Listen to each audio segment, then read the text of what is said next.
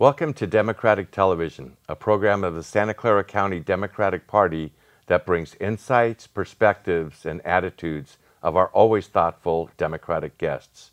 It doesn't get any better than our guest today, Christine Pelosi. Christine, thanks for being on Democratic Television. My pleasure. Well, we have a lot to talk about. You are many things. You are an author, you are an attorney, you are chair of important committees in the Democratic Party and a whole bunch of other things. But let's start with you. So, you have a very storied background. Where were you born? Where'd you grow up? What were your interesting hobbies? Well, Steve, first of all, thank you for welcoming me to the area. It's nice to be back. I was here just a little while ago for your dinner, and it was very inspiring to see all the candidates getting ready for the June primary. And so now as we look towards November, as I tell my story, I think of all the stories of the people we met that night and that we're meeting as we're walking the precincts and doing our grassroots work. I was born in New York City. My parents had met at Georgetown University, fell in love, and moved to New York, where they had 4 children, and then moved out to California and had my sister. So I have only a very few memories of New York City, and mostly my memories are of growing up in San Francisco, growing up a San Francisco Giants fan, a 49er fan, and a big activist in the Democratic Party, pretty much from when I could learn to walk. So we have people on who, when I ask what was your most memorable thought of a Democrat, think, well, President Kennedy and all that. So I'd like to turn that question to you. You've been around Democrats, the top of the game. You've known presidents and others. Who's influenced you? When we were little, my mom's dad had been mayor of Baltimore, congressman from Baltimore, and really up until his final years had been a public servant. So my grandparents, the D'Alessandros of Baltimore, Maryland, were the Democrats we knew up close and personal, and going to their house, as we did every summer in Baltimore, and looking around the walls, seeing letters from FDR after my grandfather named one of my uncles after him, and the president sent over one of his monogrammed handkerchiefs that my grandmother, Nancy, had framed. So we grew up, obviously a family of Democrats, of public servants who were interested in the Democratic Party and those values. Although from my parents' perspective, they were community volunteers. And my mom was a library commissioner in San Francisco. When I was 7 years old, she was sworn in as a library commissioner. So it was always about the activism. We never thought she'd be elected to public office, and she never had any plans of that until we were in college and an opportunity came along. So for us, the Democrats we grew up with were the elected officials, but we never thought that our mom would become one, much less the first woman Speaker of the House of Representatives. And the second. Well, if we count what's going to happen soon. That's right, but that's also politics. It isn't a great leap to power. It's the steps that you take with your neighbors along the way, having the opportunities to work with people, build coalitions, fight for your values, walk for your dreams. That's the kind of politics we grew up with. And then opportunity knocks, and when it does, as which happened to my mom, Nancy Pelosi, you've got to be ready. It also happened with Anna Eshoo, our congresswoman from down here, who actually married my husband and me, and is a very dear friend of ours, but we knew her growing up as an aunt to us, really, just a good friend of my mom's, when the two of them were volunteers in politics long before Anna was elected to the Board of Supervisors, and then later to Congress. We just knew her as a good friend of my mom and someone who cared about the issues. So it's fun now to see the two of them in Congress serving together, especially when you remember that they both started as women who cared about their kids and cared about making a better community, and so found that home in the Democratic Party. Well, and not to get ahead of the story a little bit, but I'm so moved when I hear how they spend their Mother's Day going and seeing our troops in harm's way and really doing a lot of great representation and showing how much they love their country. Well, it's true that my mom, ever since she went into leadership, has been taking the opportunity on Mother's Day not to spend it with us. She knows we love her, and she knows that we know that she wants good behavior. And like all moms, she knows whether she's in the room or thousands of miles away. She knows if she's getting it. And but she spends Mother's Day with our troops, either in Afghanistan or Iraq, rotating, depending on which war zone she'd been in most recently. So this Mother's Day, Nancy Pelosi and Anna Eshoo and some other moms were in Afghanistan. Very cool. Very cool. Well, there's a lot of military moms who are serving, and there's over 1.5 million children in America who have one or two parents deployed at one time. So it is an extraordinary sacrifice that our military families make, and I'm excited that my family is able to show support for them in many ways, including on those special holidays. So back to you. You went to law school, became an attorney, served as a prosecutor or in the district attorney's office. And that must have been very insightful. It was. I worked in San Francisco in the Child Abuse and Sexual Assault Unit, doing a lot of Megan's Law compliance work and prosecuting people for harming children and sexually, physically. It was really eye-opening and an incredible opportunity to see the Democratic Party values in action, making sure that victims have a human and humane face of the justice system looking out for them, and also making sure that victims don't become perpetrators later on in life is very important when we look at the values of our party and the values of our community, that we make sure that when we're talking about justice, we're talking about not only providing some measure of comfort to the victim, but also the tools that he or she will need to cope so that they don't turn to violence as the answer to problems. So speaking of values of the party, I am a Democrat because of those very values and the values as encapsulated by the party platform.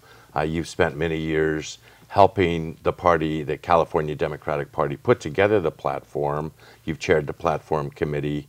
What has that taught you about Democrats? Because I've seen a lot of passion come out debating the finer points of the party platform. Well, I always think in politics, the first thing you have to do is identify your passion. You said the exact word, Steve. Your passion, your call to service, that which really moves you to get involved and to care and to commit yourself to something bigger. So when you choose to be part of something larger than yourself, you really give all of yourself to that cause. And it's a beautiful thing. And every activist has to balance his or her pragmatic and purist tendencies. And when, as I did for 13 years, you chair a platform committee where all those activists are coming together, I'm the pragmatist and everybody else gets to be a purist. So yes. It's an interesting process to have people do that give and take. But over the years, what we have done in working with our activists and our party platform, we've come out for marriage equality. And we're now joined by President Barack Obama. We're very excited about that. We've come out for the DREAM Act. We're very excited to be joined by President Obama in that. We've come out for very aggressive pursuit in the fight against HIV/AIDS. And we've seen national attention to that. We are very firm in a woman's reproductive freedom, the right to choose her body, the size and timing of her family, and all that full range of choices, making them all available and accessible to women regardless of income, has been so important. As we know, there's national debates about that. And our party has been very, very clear that when it comes to the costs of war, we oppose preemptive war, but we also say that when we go to war, we separate the warrior from the war, and we care for our troops, we care for our military families, and we make sure that educating and hiring and healing our veterans is considered a cost of war just as much as giving them armor when they're actually on the battlefield and making sure we leave no veteran behind. And we've done a lot to build bridges with the veterans community through the Platform Committee and other venues to really make sure that we heal some of the wounds in our party that were there really from Vietnam. Right. And say we need to take a stand and be the party of veterans. And it's exciting to go from being a party that wasn't really seen as being strong in national security to bridging some of that national security gap. And in my view, part of that comes from our efforts to bridge the civilian-military divide within our own party and within our own communities. So you've also spent time in administrations, Democratic administrations. proudly so. Tell us a little bit about that. I worked for Secretary Andrew Cuomo at the Housing Urban Development Department. He's now governor of New York, and served in the Clinton-Gore administration, and at a very exciting time because a couple of things were happening. One, President Clinton was dedicated to bridging the digital divide. Yes. And he made very, very clear that the lessons from here in Silicon Valley should be applied in communities across the country. So where there was new public housing being built, it was wired. Mm-hmm.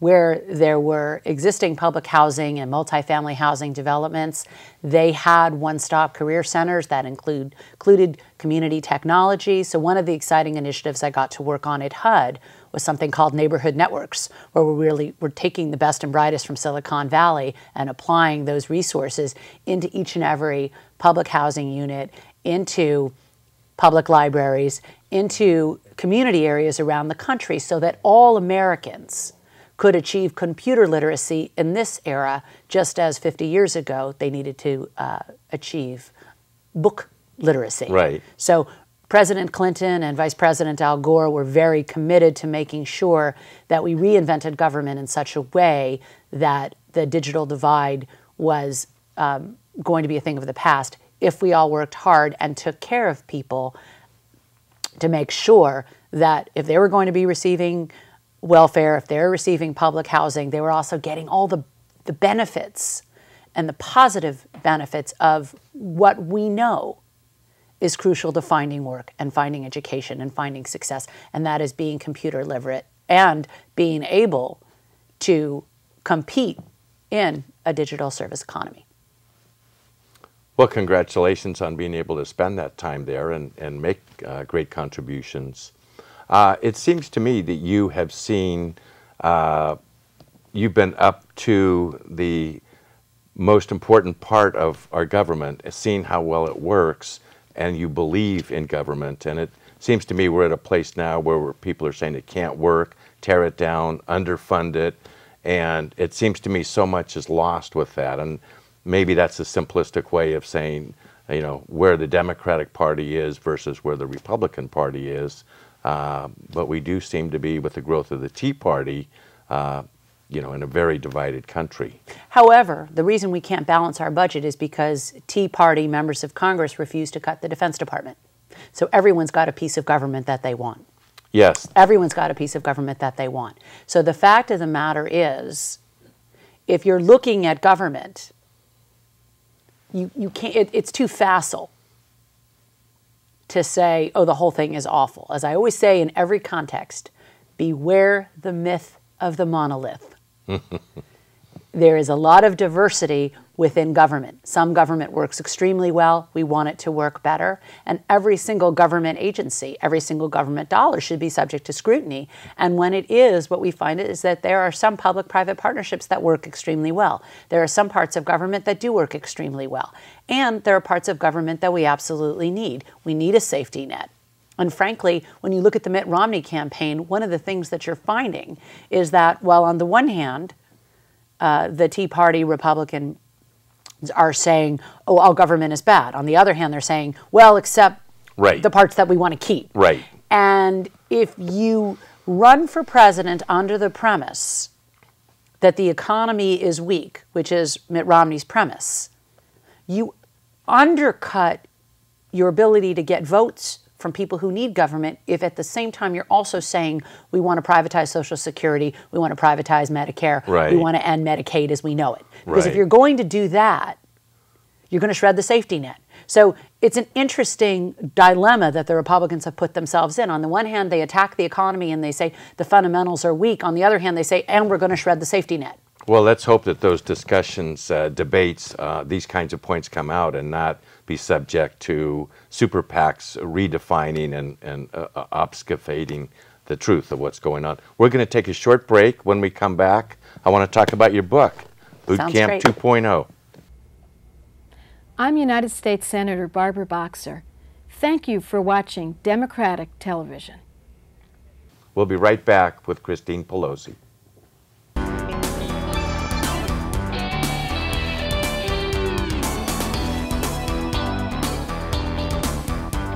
No, I don't. Welcome back to Democratic Television and our guest, Christine Pelosi.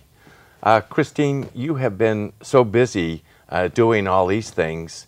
How do you find time to write a book? And then how do you find time to rewrite your book?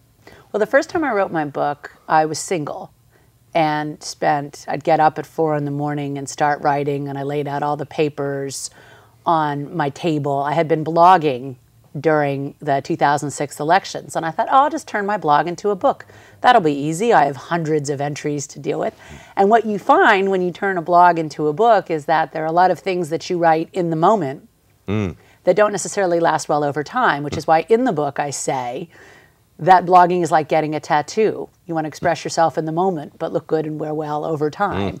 So it's always an important thing to remember that what you would blog and what you would tweet doesn't necessarily stand up over time as something that you would want to put in a book, because you might take more research or take a more lasting meta lesson in a book than in a blog. So I spent a lot of time writing the book. Now, the second time I wrote the book, I met my new book company, Barrett Kohler, in the summer. I met them in June of last year. Oh. And I was in the middle of doing a series of boot camps, traveling with my young daughter, Isabella, going with diaper pad and iPad to various states. We went to 20 states and 3 foreign countries together.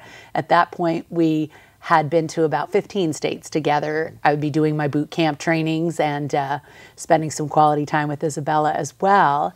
And so when I met the book company and they said, well, we'll do a second edition for 2014. I said, 2014? We've got to have it ready for 2012. I said, well, you only have 4 months to write it and have it edited. So what we did this time for Campaign Boot Camp 2.0, where we really wanted to focus on a lot of the technology coming here out of Silicon Valley and the way that that has changed not only campaigns, but the ethics of campaigning, is I would get up in the morning early to write, try to get up before Isabella, always a challenge. I'd be writing and editing with her in my lap, or we'd be on planes and I'd set her up to watch a little movie on the plane, and then I could take notes and write. So it was a very different experience getting up for those 2 a.m. feedings and writing as much as I could. And so it was very different to write as the mother of a small child who'd literally be in my lap. One day she helped me blog and I almost lost a whole chapter.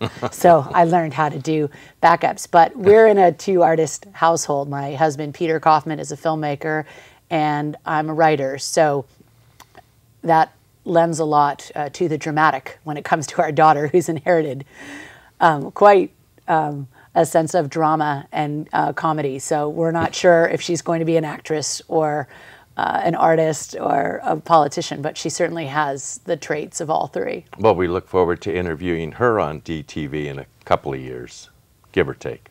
She'll be ready. All right. So, but your book isn't about philosophy, it isn't musings, it isn't what I would think of as typical blogging. It's a very practical book in a lot of ways, and it really focuses someone who's interested in being a candidate for office or run aspects of a campaign.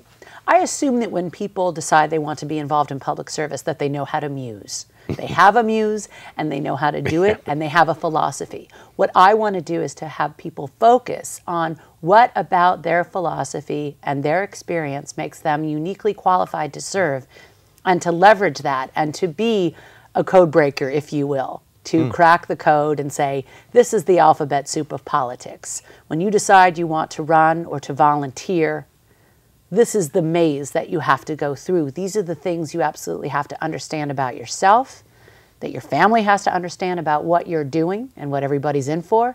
And these are the things that your various consultants are going to have to offer you. And these are the kinds of people you should have around you. Because when you get to be successful in anything, whether it's art or movies or politics or business, you slowly start to filter out those people who will tell you that they don't like what you're doing, or that maybe you're getting too big a head, or that maybe you're listening to the roar of the crowd rather than the conscience of your heart. And it's important, I think, in politics to build a structure. As I always say to people, people in politics are going to talk about you. It's your job to make sure they're talking to you to your face and in a way that you can receive that criticism and go forward. So that's really why I write the books and do the trainings, is to teach people These are the elements of management, message, money, and mobilization that you have to run for office or to work on a successful public service nonprofit campaign. Very useful stuff. And what I like about this, and what I like about the way it's all come together, you didn't take Democratic teachings. You look for what seemed to work, and let's be honest, Republicans have done things that have been effective. They may not be Republican things. They're motivational ideas. They're things that get people to win. Well, absolutely. I'll give you one example. When my mom ran for Congress 25 years ago, some of her biggest challenges came in the ethnic community. It is always true that people climb a stair, ascending professionally. Women climb a double stair because they face the gender stereotypes. And candidates of color or gay candidates can climb up to a quadruple stair if you're a woman of color in the lesbian community. So it is oftentimes our own families, our own communities that give us the toughest criticism. And therefore, it is so important that we come very prepared out of our base. So my mom, being Italian, had a group of women led by my late grandmother, her mother-in-law, my Nonna. We called them the Nonna Brigade, and these Italian ladies wrote postcards to everybody with an Italian surname they could find in the San Francisco part of the congressional district and said, vote for Nancy Pelosi, this nice Italian woman who's running for Congress. And nowadays, the Nonna Brigade would meet Karl Rove, because Karl Rove would say, look, Nonnas, you don't have to go over every single name to figure out if they're Italian and argue over what part of Italy they're from. I'll give you a list from the registrar of all the Italian surnames and all the people who subscribe to Italian newspapers or magazines or cooking clubs, and then you can spend less time figuring out who's Italian and more time writing those personal postcards. So that's how the Nonna Brigade meets Karl Rove. That's how Democrats meet Republicans and make campaigning better. Well, is it fun to write a book and to have it published and to get out and speak and motivate and see people get it, understand why you're doing this? It's really fun. When I first started doing boot camp trainings with AFSCME in 2005. Which is something you do, it's a weekend thing, or tell us a little bit about it. When we do our boot camps, it's anywhere from a couple of hours to a couple of days. With AFSCME, the Public Service Employees Union, we were doing boot camps for congressional candidates starting in 2005, because Jerry McEntee and Lee Saunders of AFSCME were really the only two people other than Nancy Pelosi who believed in 2005 that we could win the House in 2006. But they were believers that there was a populist message out there and there was organizing to be done, and if they could find 45 people around the country to hire, then that would give us the 15-point swing that we would need in order to win the House for the Democrats and for the American people. And so there was a lot of work that was done to train people to say, identify your call to service, define your message, know your community and do that community inventory, build your leadership teams, raise the money, connect with people, and mobilize to win. Your base of the people who will walk in the rain and talk to strangers and open their homes. That's your base. It's not the slacktivist, it's the activist who will really get out and do that. And nobody's better at building those coalitions than our friends in organized labor, and which is why our boot camps have been so successful, because we go to people and we say, you have to know the dreams of your community. What do people care about? Not just are they Democrats or Republicans or independents, but how do they vote on environmental issues? How do they vote on freedom and choice issues? How do they vote on development issues? Where do they take a stand? What kinds of things do they believe in? What sorts of nonprofits do they care about? Who are the big nonprofit leaders? Who are the opinion leaders who have weight in the community? Because those things tell you the heartbeat of a community. And once you know that, then you just layer the politics over that. But first and foremost, you have to know the people in a visceral way. And that's when people want to run for office. It's not just believing in something, but finding people who believe in it as much as you do to be willing to walk in the rain and talk to strangers and open their home. The interesting thing is that you talk about this in a political context, but also in an organizing context, how to approach systems, how to run organization. It really is much deeper than just politics? Well, think of our great friend Dolores Huerta, who just won a presidential medal. What a wonderful honor it was. I remember first meeting her over 40 years ago when my mom was active as the northern chair of the California Democratic Party, and we 5 kids were being carted around all over, and we, met with the farm workers, and we met Dolores and what a great leader she was. And those farm workers have been doing house meetings and organizing for so long. So there's one story in the book I tell about house meetings, how I was doing a boot camp in South Carolina in 2008, and the Hillary people said, we don't do house meetings. And the Obama people said, we do, because the Hillary people and the Edwards people had all the top-down folks. So we had to build from the bottom up. And I told the story 2 days after the primary to Martin King III and to Arturo Rodriguez, the president of the farm workers. And I said to Arturo, well, these are the house meetings you all did for my mom 20 years ago. And he said, sure, Caesar did them 40 years ago. And Martin Luther King III said, and my parents did them 50 years ago. So everything old is new again. We were doing them with Barbara Boxer just 2 years ago, and we're doing them now for Barack Obama again in California. So it's important to know the systems and to know that the same basic organizing that has always brought justice, one-on-one peer communication, will always be the most important. Technology can schedule you and can track you and document you, but no one can persuade you like a friend or a peer. Yeah. Well, we really love this book. I share it with a lot of people that are thinking about running. We have about a minute left. How can people get hold of this book or read your blogs or whatever? I'm blogging on Huffington Post. I have a post up right now, and we'll have some throughout the campaign. So find me on Huffington and in Politico's arena. PelosiBootcamp.com. And you can also follow me on Twitter at @SFPelosi. I'm doing an Election Day countdown on Twitter and lots of organizing. So look for me online, and I'll look for you in the community. That sounds great. Thank you very much for being on Democratic Television. My pleasure. Thank you, Steve. Thank you. Thanks for watching Democratic Television. Give us a call at 408-445-9500 or visit our website, www.sccdp.org. See you on the campaign trail, and we'll see you with Boot Camp 2.0.